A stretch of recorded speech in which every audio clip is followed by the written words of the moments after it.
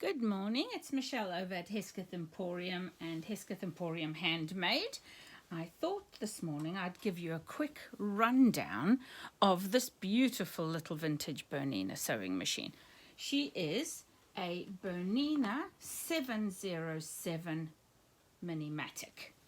Now, just let me bring up the camera for you and take you on a tour around here. She's front loading, typical of this era.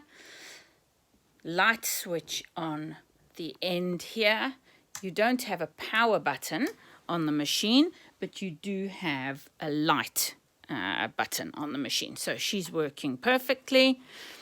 She's got a stitch selector on the top. She has a couple of stitches that you can do with her, more than enough for most people's requirements. Most people just use the zigzag and the straight stitch on their machines.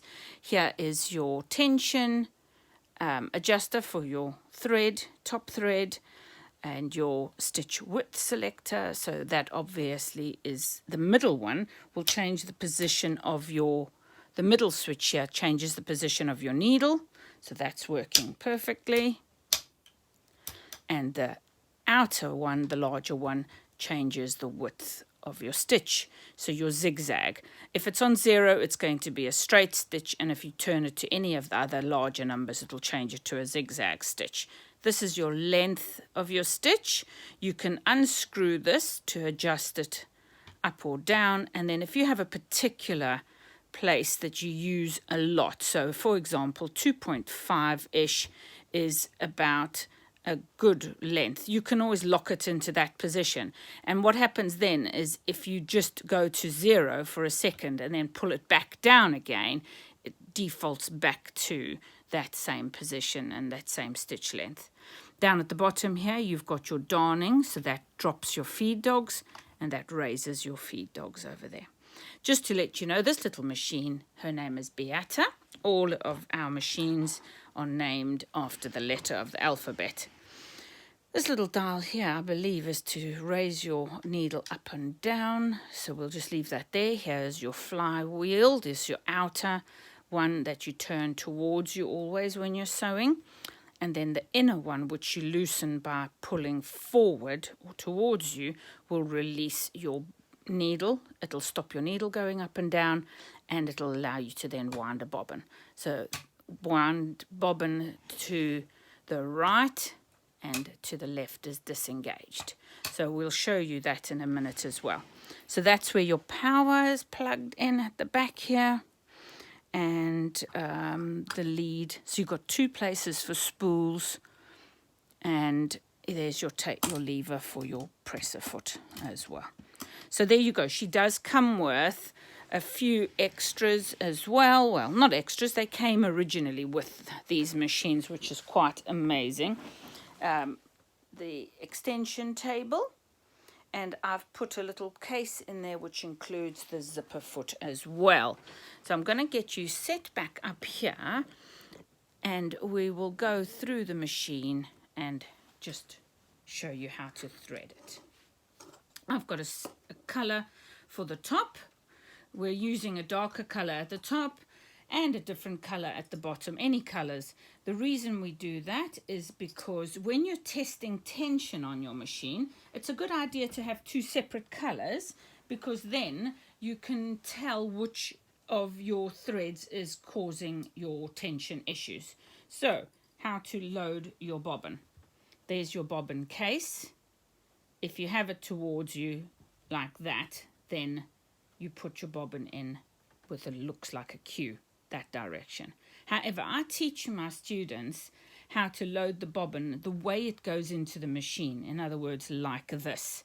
And that I find is a lot easier. In that case, your bobbin should always be in the shape of a P. So there you go. You've got the thread hanging down on the left and you've got a P shape. Okay? So you hold that, that's how it goes into the machine. You take your bobbin case and you engage the 2 together. So keep that one like this and simply put your bobbin into the bobbin case.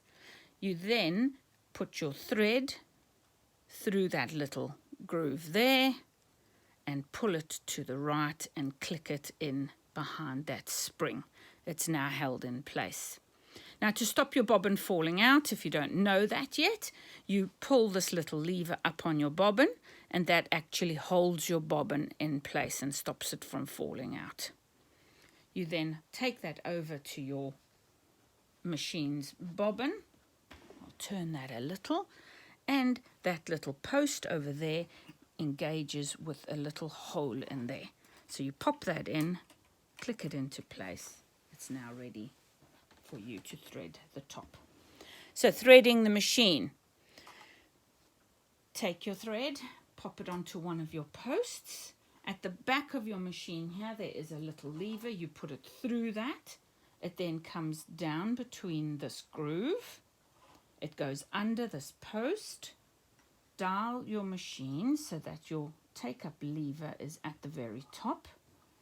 Put it around your post, down under this bar over here, and you are then ready to thread your needle. Now I need to clip this thread because it has some fuzzy ends which make it very difficult to thread. So clip it at 45 degrees. I always say that, but I will reiterate that. Oh gosh, I'm having trouble here this morning with the threading. So there you go. Front to back your thread goes. Now hold that gently and turn your wheel towards you so that the needle goes down and starts to come back up, and you'll feel tension on it. As you feel tension, you keep pulling, and it will now raise the thread from the bobbin upwards. So you can now see there's a white thread from the bobbin and the green thread at the top. And you pull that loop, raise your presser foot, and put the threads to the back of your machine and close your door. Your machine is now ready for sewing. So what we're going to do is we'll put the light on, grab a scrap of fabric. Never throw your scraps away. They come in very handy for testing and cleaning your machine. Pop that into there. Older machines, I suggest you hold your threads. You turn the dial so that your needle is in the down position, and then start the pedal. I mean, what can I say about this machine? She's 1967. And honestly, listen to how beautiful she sounds. Absolutely gorgeous.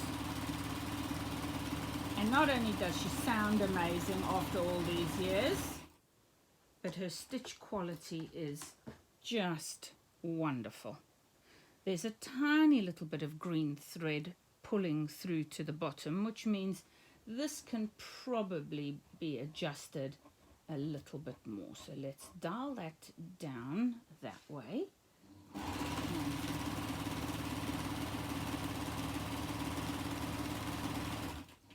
So we start off by testing it with a straight stitch, and that's a little bit better already. However, when you're using a machine, always also test it on the zigzag stitch. Try and get your needle up when you're doing your zigzag adjustment, when you're putting your dial to the zigzag position.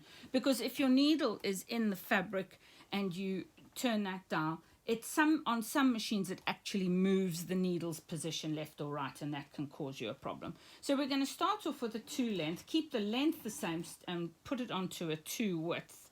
Now, interestingly, okay, this machine, you need to adjust for from straight stitch to zigzag stitch. Some of the other newer machines, when I say newer, probably a few years newer than this, 70s, you actually don't have to do anything to adjust it. You just simply turn this dial. But on this little machine, I will just point out to you here, you need to move this across and then engage it to the next cam across. So there's a gear inside your machine here, and when you do that, it engages with the pattern for a zigzag stitch. So it's now on zigzag stitch there, and then you can select the width of your zigzag stitch over here. So let's do that quickly. I'm going to just pull you across here and tilt you down a little bit so that you can see her zigzag. Goodness me, what a beauty. Can't tell you how lovely it is when you find an old machine that stitches so impeccably after a little bit of tender loving care and a good clean. So there you go. That machine is working like a dream. And that's how you engage the different stitches. So we'll turn the dial back to straight stitch. We'll turn that stitch width selector back to 0, and she is ready to go. So that is how you thread up your Bernina Minimatic 707. So thank you for joining us at Hesketh Emporium. Have a blessed day. Keep crafting. Bye.